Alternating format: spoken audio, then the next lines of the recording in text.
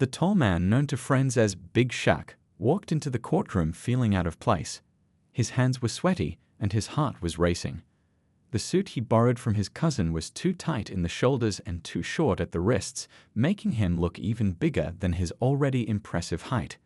At 6'8", he always stood out in a crowd, but today was different. Today, everyone was staring at him like he'd done something terrible. Big Shaq took a deep breath as he approached the front of the courtroom. The wooden floor creaked under his weight. He'd only gotten a simple traffic ticket for running a yellow light that turned red while he was still in the intersection. No big deal, he thought. He'd explain what happened, pay the fine, and be on his way. But Judge Harlow had other ideas. The moment Big Shaq stepped forward, the judge's face changed. Her eyes narrowed and her mouth tightened into a thin line. She looked down at the paper in front of her, then back up at him with cold eyes. "Mr. Smith," she said, using his real last name with a tone that made it sound like an insult, "you seem to think the rules of the road don't apply to someone of your stature." The whispers started immediately. Big Shaq felt his neck getting hot. He hadn't even spoken yet, and already the judge was talking down to him. He straightened his tie and cleared his throat. "Your Honor, I can explain what?"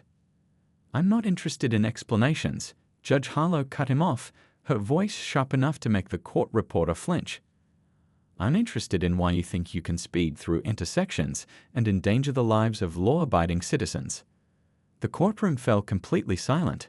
Even the usual shuffling of papers stopped. Big Shaq felt like everyone could hear his heartbeat. "But, Your Honor," the light had just. "Do not interrupt me," the judge snapped, slamming her hand on the desk. The sound echoed through the room like a gunshot.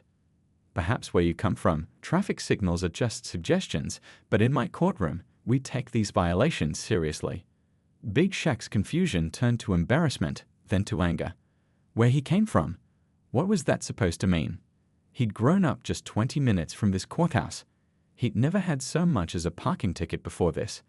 The judge was making assumptions about him based on what? His size? His skin color? The way his too small suit made him look? A police officer standing near the wall shifted uncomfortably. He glanced at his partner, raising his eyebrows slightly. Something wasn't right about how this was going down. "Your Honor," Big Shaq tried again, his voice steady despite the knot in his stomach. "I respect the court and the law. I'd just like to explain the circumstances." Judge Harlow leaned forward, her glasses sliding down her nose as she looked at him over the top of them. "I've seen plenty of men like you in my courtroom, Mr. Smith. You think your size intimidates people. You think you can talk your way out of trouble." The unfairness of it all hit Big Shaq like a punch to the gut. He hadn't done anything to deserve this treatment.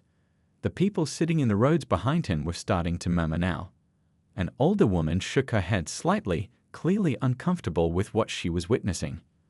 The court clerk looked up from her computer, surprise evident on her face. Even she knew this wasn't normal procedure for a simple traffic violation.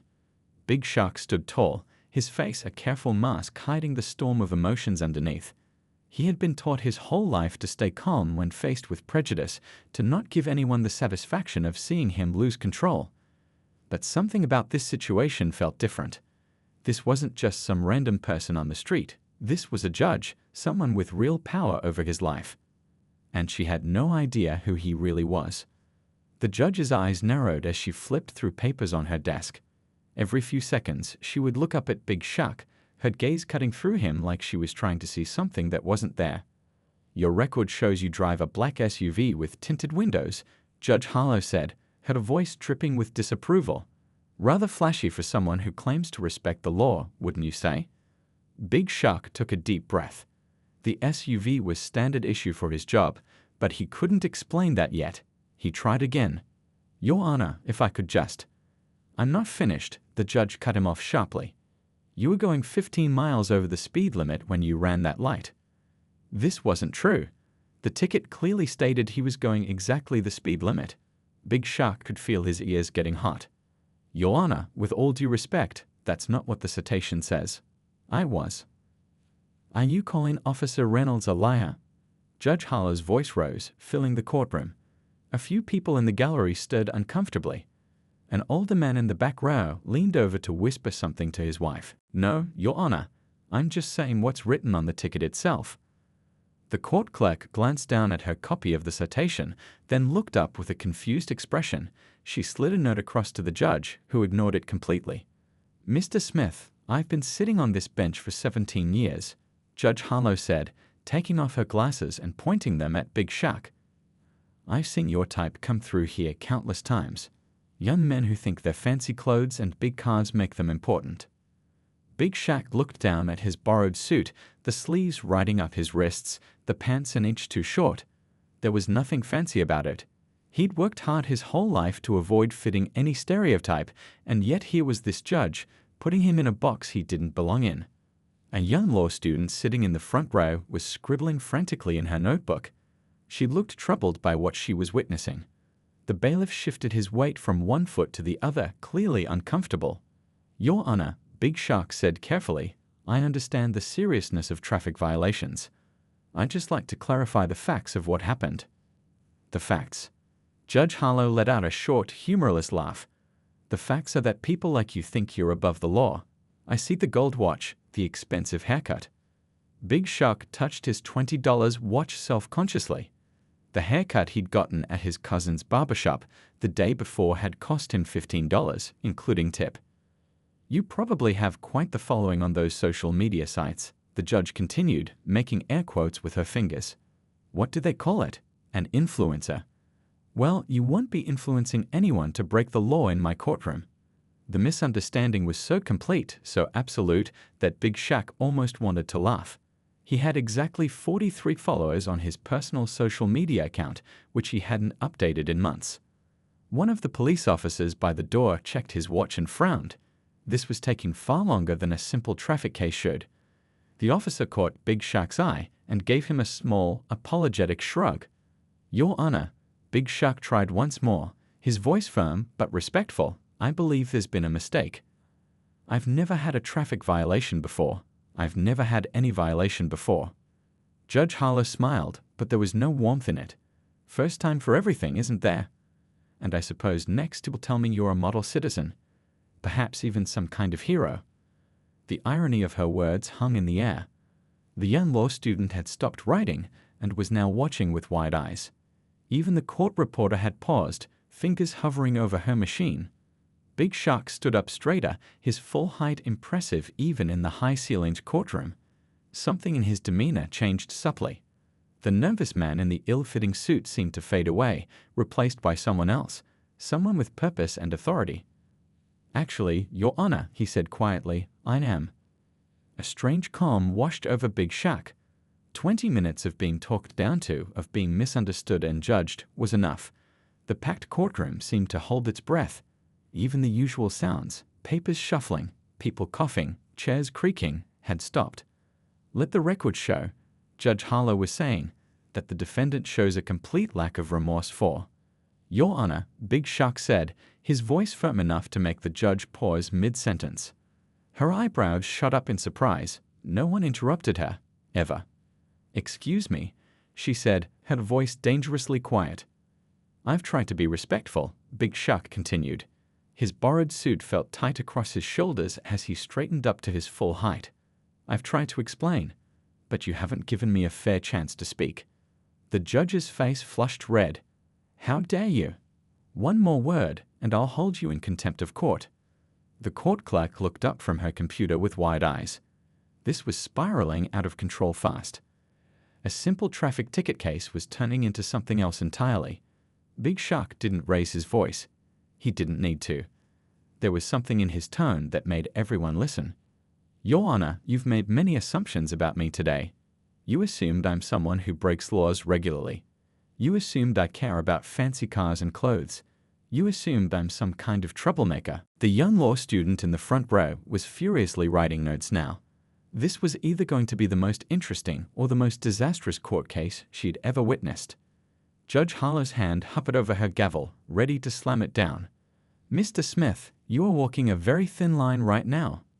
"You're right about one thing, though," Big Shaq said, his voice steady. "When you said I might be some kind of hero, that part is actually true." A murmur ran through the courtroom. The bailiff took a step forward, unsure if he should intervene. I didn't want to do this, Big Shaq said, slowly reaching toward the inside pocket of his jacket. Don't move, the judge shouted, genuine alarm in her voice. The bailiff's hand moved to his weapon. Big Shaq froze, his hand halfway to his pocket. Ma'am, I'm just reaching for my ID. I'm not a threat. The tension in the room was thick enough to cut with a knife. An older woman in the gallery put her hand over her mouth, afraid of what might happen next. Slowly, the judge ordered, her voice shaking slightly. With deliberate movements, Big Shaq reached into his inner jacket pocket. The fabric strained against his broad shoulders as he carefully pulled out a small leather wallet. I was trying to tell you earlier, he said quietly. The reason I was at that intersection that day wasn't random. I was on my way to an urgent situation. The whole courtroom seemed to lean forward together, straining to see what he was holding. What kind of situation? Judge Harlow asked, curiosity finally breaking through her anger. Big Shaq took a deep breath. 3 weeks ago, there was a threat made against a visiting foreign dignitary. My team was assigned to provide additional security during their stay. I was heading to a briefing when I got caught at that light. The judge's expression changed from anger to confusion. Your team. One of the police officers standing by the door straightened up suddenly, recognition dawning on his face. He'd been looking at Big Shaq with a nagging feeling that he knew him from somewhere. Yes, ma'am, Big Shaq said. He flipped open the leather wallet to reveal a shining metal badge and an official ID card. I've been with the United States Secret Service for 8 years now. I'm currently assigned to the Presidential Protection Division. The silence that followed was absolute. You could have heard a pin drop on the carpet. Judge Harlow's mouth opened, then closed, then opened again. For the first time since Big Shaq had entered her courtroom, she was completely speechless. The badge gleamed under the courtroom lights. It wasn't just any badge. It was the distinctive star-shaped emblem of the United States Secret Service, one of the most elite law enforcement agencies in the country. Next to it, Big Shaq's ID card showed his serious face in uniform, along with his full name and title, Special Agent in Charge. The bailiff leaned forward to get a better look, then straightened up and nodded to the judge. It was real. I don't understand. Judge Harlow stammered, her earlier confidence completely gone. Why didn't you identify yourself to the officer who pulled you over? Big Shaq slipped the wallet back into his pocket. That's not our protocol, Your Honor. Unless there's an immediate security threat, we don't use our position to get out of ordinary situations. The officer was just doing his job. The young law student's pen had stopped moving. She sat frozen, her mouth slightly open. This was definitely not what she had expected to see in traffic court today. But the light, the judge began, was yellow when I entered the intersection, Big Shaq explained calmly. It turned red while I was still crossing. I accept that technically that's a violation, which is why I came to court today, ready to pay the fine. One of the police officers by the door cleared his throat.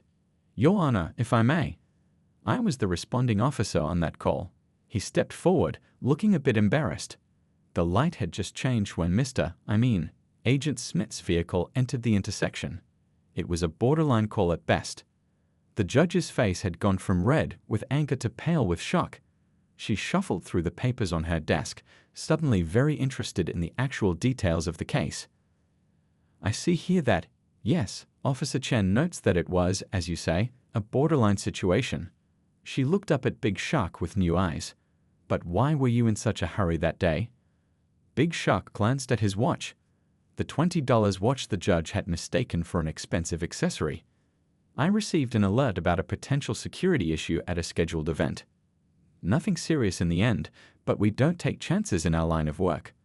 The court clerk was typing rapidly now, clearly trying to make sure the record reflected this new information. The bailiff had relaxed his stance, no longer seeing Big Shaq as a potential threat. Agent Smith, the judge said, struggling to regain her composure, why didn't you say something earlier? We've wasted nearly half an hour on what should have been a routine matter. A hint of a smile crossed Big Shaq's face. I tried, Your Honor, several times. Someone in the back of the courtroom let out a short laugh, quickly muffled.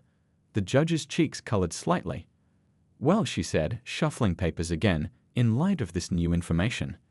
The young law student raised her hand tentatively. Your Honor. Excuse me, but I have a question for academic purposes. Judge Harlow looked surprised but nodded. Go ahead. Isn't it true, the student asked, her voice gaining confidence, that regardless of Agent Smith's profession, he should have been given the same opportunity to explain his side as any other citizen? A heavy silence fell over the courtroom. The question hung in the air, simple but powerful. Big Shaq looked at the student with quiet appreciation. She had gotten to the heart of the matter. The judge cleared her throat, clearly uncomfortable. Yes, that is correct. She turned back to Big Shaq. Agent Smith, I owe you an apology. My behavior was, she paused, searching for the right word. Prejudiced, Big Shaq supplied, his voice without anger. You made assumptions about me based on how I look. The judge nodded slowly, the truth of his words impossible to deny with a roomful of witnesses. Yes, and that was wrong of me. Deeply wrong. For the first time since entering the courtroom, Big Shaq felt the tension leave his shoulders. He hadn't come looking for an apology, just fair treatment. But hearing the judge acknowledge her mistake felt like an important step toward something better. What he didn't know was that this was just the beginning of a much bigger story. Judge Harlow cleared her throat and straightened her robe. The courtroom watched as she visibly struggled to gather her composure. Her fingers, which had been tapping impatiently during most of the hearing, were now perfectly still. In light of the circumstances, she said carefully, I'm dismissing this case. She banged her gavel once, the sound echoing through the silent room. But Big Shaq wasn't done. Your Honor, if I may. The judge looked surprised that he still wanted to speak. She nodded cautiously. I appreciate the dismissal, but that's not why I revealed my identity. Big Shaq stood tall, his borrowed suit suddenly seeming less ill-fitting. I could have paid the fine. That was never the issue.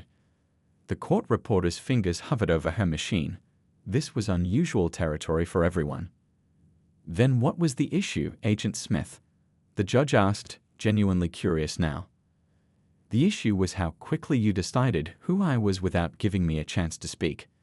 The issue was the assumptions you made based on how I look. A few people in the gallery nodded in agreement. The law student was writing again, her pen moving rapidly across the page. I understand, Judge Harlow said stiffly. And as I said, I apologize for my misconceptions. Thank you, Big Shaq replied. But I'm not the only person who comes into this courtroom. The implication humming in the air. How many others had faced similar treatment but didn't have a Secret Service badge to change the judge's mind? The court clerk looked up from her computer, a new respect in her eyes as she watched Big Shaq stand his ground. Just then, the courtroom doors opened. A man in a crisp suit walked in, his eyes scanning the room until they found Big Shaq. The newcomer gave a small nod, and Big Shaq nodded back. Your Honor, Big Shaq said, turning back to the judge, that's my supervisor. I need to get back to work, but I'd like to leave you with something to think about. The judge raised her eyebrows but didn't interrupt. Every person who walks through those doors deserves to be treated with the same respect you're showing me now, after you learned who I am. But the thing is, who I am didn't change, just your perception of me. A murmur of agreement rippled through the spectators. Officer Chen, who had testified earlier, was nodding thoughtfully. I've spent my career protecting people, Big Shaq continued. All kinds of people. And I've learned that you can't judge someone's character by their appearance, their clothes, or even their job title. Judge Harlow's face showed a mix of emotions, embarrassment, thoughtfulness, and something that might have been the beginning of real change. Your words are well taken, Agent Smith, she said finally. This has been educational. The supervisor checked his watch and caught Big Shaq's eye again. It was time to go. As Big Shaq turned to leave, the law student stood up. Agent Smith, she called out, would you be willing to speak to my constitutional law class sometime? About equal treatment under the law. Big Shaq smiled. A genuine smile that transformed his serious face. I'd be happy to. Leave your contact information with the clerk. As he walked toward the exit, people in the gallery actually moved aside respectfully.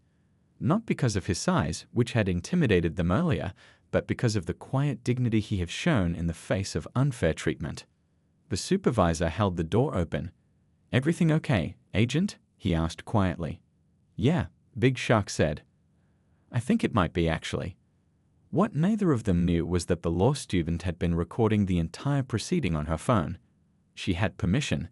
The judge had approved her request to record for her class project at the beginning of the day's session. By that evening, clips of the exchange would be uploaded to social media with the caption, "Judge mocks Big Shaq in court, then everything changes when he flashes his USS badge." The video was about to go viral in a way that would change both Big Shaq's life and Judge Harlow's career forever. By midnight, the video had been viewed over 2 million times. People couldn't get enough of the moment when the judge's face changed after seeing the Secret Service badge. Comments poured in from all over the country. The way she treated him before she knew who he was, that's the real problem. This is what happens when people in power don't check their biases. That law student asking the real questions, though. Big Shaq had no idea he'd become an overnight sensation. He was busy with his regular duties, focused on an upcoming diplomatic visit. It wasn't until his phone started buzzing nonstop with messages from friends and family that he realized something was happening. Have you seen it? His cousin texted. You're all over the internet. Big Shaq frowned at his phone. Seen what? He clicked the link his cousin sent and felt his stomach drop as he watched himself standing in that courtroom, facing down Judge Harlow. The video had been edited to highlight the most dramatic moments, the judge's rude comments, his revelation, her shocked face. Meanwhile, across town, Judge Harlow was having an even worse evening. The Chief Justice of the District Court had called an emergency meeting for first thing in the morning. Her secretary had forwarded dozens of emails from concerned citizens, legal watchdog groups, and even a few journalists requesting comments. The judge sat alone in her home office, watching the video for the 5th time. Seen through the lens of a smartphone camera, her behavior looked even worse than she remembered. Has she really spoken to people that way? Has she really made those assumptions so quickly, so easily? For the first time in her 17 years on the bench, Judge Harlow was facing the possibility that she might not be the fair, impartial arbiter of justice she had always considered herself to be. By morning, the story had made national news. Secret Service agent exposes judicial bias, read one headline. Judge's prejudice caught on camera, declared another. As Big Shaq walked into Secret Service headquarters, people stopped to look at him. Some nodded respectfully. Others seemed curious, as if seeing him for the first time despite having worked with him for years. His supervisor called him into his office immediately. I've got the director of the Secret Service on line 1, the supervisor said, looking both impressed and concerned. And the Department of Justice on line 2. This has become bigger than any of us expected. Big Shaq sank into a chair. I didn't mean for any of this to happen. I just wanted to be treated fairly. And that's exactly why this is resonating with people, his supervisor said. You stood up for something important. The question now is, what do you want to do about it? Before Big Shaq could answer, his phone rang. It was the law student from the courtroom. Agent Smith, I'm so sorry about the video. I never meant for it to blow up like this. I just shared it with my study group, and then someone posted it and... It's okay, Big Shaq said, surprising himself with how much he meant it. Maybe this needed to happen. As they talked, an idea began to form in his mind. What if this unfortunate incident could be turned into something positive? What if he and Judge Harlow could find a way to use this moment to create real change? Across town, Judge Harlow was thinking something similar as she sat in the Chief Justice's office, facing the possibility of a formal review of her conduct. I made a mistake, she admitted, the words feeling strange in her mouth. In all her years on the bench, she had rarely acknowledged being wrong about anything. A serious one. The Chief Justice nodded gravely. Yes, you did. The question is, what are you going to do to make it right? Just then, her assistant knocked on the door. Excuse me, Your Honor, but there's a call for you. It's Agent Smith from the Secret Service. He says he has a proposal he'd like to discuss with both of you. Judge Harlow and the Chief Justice exchanged surprised looks. Neither of them had expected this turn of events. 3 weeks later, Big Shaq stood behind the curtain of a large community center auditorium. He adjusted his tie, a new one that actually fit him properly. His heart was beating fast, but not from nervousness. This time, it was from hope. "You ready for this?" asked the law student who had recorded the video. She had become something of a friend in the whirlwind weeks since that day in court. Now she was helping organize this community forum on bias in the justice system. "As ready as I'll ever be," Big Shaq replied, peeking through the curtain at the packed room. There were ordinary citizens, law students, police officers, and even a few judges in the audience. News cameras lined the back wall. What had started as an embarrassing incident had somehow turned into a movement. After their phone call that day, Big Shaq and Judge Harlow had made a surprising decision. Instead of fighting each other, they would work together to address the bigger issue at hand: how bias affects justice. "Ladies and gentlemen," the law school dean announced from the podium, "please welcome United States Secret Service Agent Smith and District Court Judge Harlow." The applause was thunderous as Big Shaq and Judge Harlow walked onto the stage together. They sat in two chairs set up for a conversation format, no podium between them, nothing to hide behind. Judge Harlow looked different from that day in court, humbler somehow. The harsh lines around her mouth had softened. She nodded to Big Shaq, letting him speak first as they had planned. 3 weeks ago, Big Shaq began, his deep voice carrying easily through the room. "I walked into a courtroom for a simple traffic ticket. What happened next changed both our lives." He gestured to Judge Harlow. "But this isn't just about us. It's about something that happens in courtrooms, workplaces, and streets across this country every day." The audience was completely silent, hanging on his every word. "I've spent my career protecting people," he continued. "But that day, I learned that sometimes protection means speaking up when something is wrong." He turned to Judge Harlow, passing her the metaphorical baton. "I've been a judge for 17 years, she said, her voice steady despite the emotion behind her words. "I took an oath to provide equal justice under law. That day 3 weeks ago, I broke that oath." She paused, looking out at the audience. "I made snap judgments based on appearance. I refused to listen. I abused my power." A few people in the audience nodded, appreciating her honesty. "The hardest thing I've ever done was to watch that video of myself," she continued, "to see what others saw, and to admit I was wrong." Big Shaq watched her with newfound respect. It couldn't be easy to admit such mistakes in front of hundreds of people and news cameras. Since that day, Judge Harlow said, "I've made changes in my courtroom. Every person gets the same chance to speak, regardless of how they look or dress. I've started training on implicit bias for my staff. And I've reviewed past cases where my bias might have affected my rulings." The law student who had recorded the video was smiling now, her notebook forgotten in her lap as she listened. "We all carry biases," Big Shaq added. "The question isn't whether we have them, it's whether we're willing to recognize them and work to overcome them." For the next hour, they answered questions from the audience. People shared their own stories of being judged unfairly. Police officers talked about training to overcome split-second judgments. Law students asked about practical ways to build a more fair justice system. As the event came to a close, the dean returned to the podium. "This is just the beginning," she said. "Agent Smith and Judge Harlow have agreed to help develop a training program that will be implemented in courts and law enforcement agencies across the state." The audience rose in a standing ovation. Big Shaq and Judge Harlow stood side by side, an unlikely partnership formed through conflict and reconciliation. Later, as they walked out of the building together, a young boy stopped Big Shaq for an autograph. "Are you really a Secret Service agent?" the boy asked, eyes wide with admiration. "Yes, I am," Big Shaq replied with a smile. "And is it true you stood up to a judge?" Big Shaq glanced at Judge Harlow, who nodded encouragingly. "I stood up for what was right," he told the boy. And so did she in the end. Sometimes that's the most important part of any job, having the courage to admit when you're wrong and the strength to do better next time. As they walked away, Big Shaq realized that his borrowed, too small suit from that day in court had led to something bigger than he could have imagined, a chance to make real change, one courtroom at a time.